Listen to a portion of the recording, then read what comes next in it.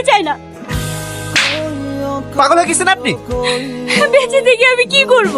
যাকে আপন ভেবেছিলাম সেই তো আমার জীবনটা শেষ করে দিল। আমি বাঁচতে চাই না, বাঁচতে চাই না। কি ভেবেছেন আপনি?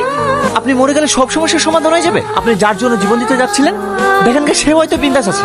একটা কথা মনে রাখবে, কারোর জন্য কারোর জীবন থেমে থাকে না। যে আপনার সে আপনারই থাকবে, আর যে আপনার নয় সে কোনোদিনও আপনার হবে না।